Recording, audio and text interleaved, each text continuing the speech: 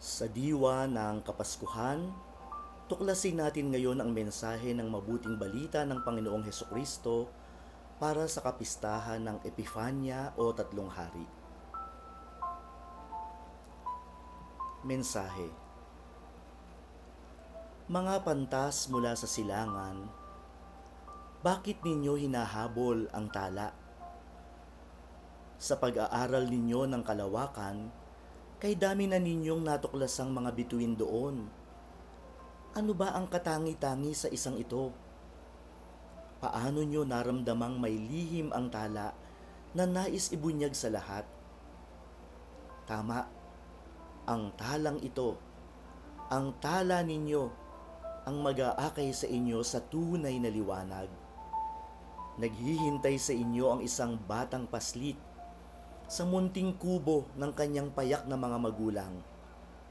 Subalit, huwag malinlang. Ang batang ito ang nagkatawang taong anak ng Diyos, ang liwanag ng daigdig.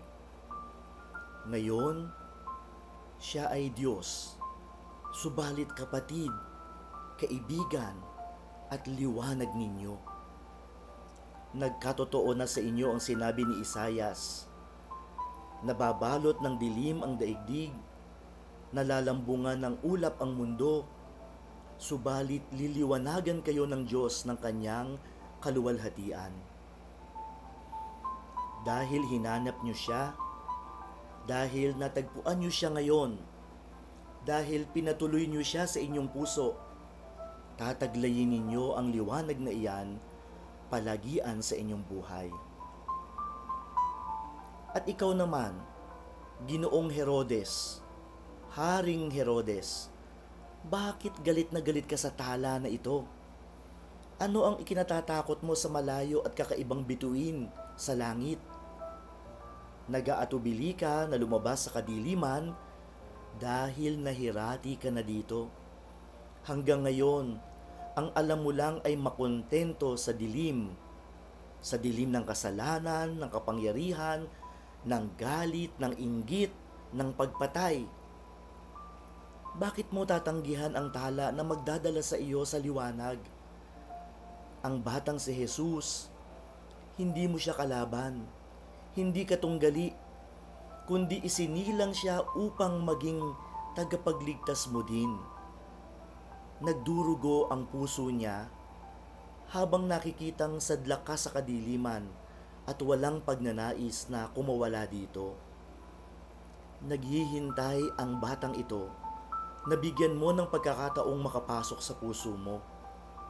Siya ay awa at kapatawaran ng Diyos. Pagbigyan mo siya. Magnilay. Ikaw naman, puso ko, maglaan ka ng sandali na masdan ang mga palamuti na Christmas light o parol sa tahanan mo. Bakit mo ba inilagay ang mga ito? Para dekorasyon, palamuti, tama.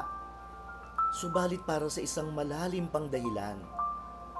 Ang mga ilaw na ito sa tahanan mo ay sagisag ni Jesus na liwanag ng Pasko. Nakatagpo mo ba siya muli sa panahong ito ng Adbyento at Pasko? Sinariwa mo ba ang iyong pakikipagkaibigan at pagmamahal sa Kanya? Bago tuluyang matapos ang panahon ng Kapaskuhan, bago tuluyang ligpitin mo ang iyong Christmas light at parol, manalangin ka sa Kanya at tanggapin mo siya bilang liwanag ng buhay mo araw-araw.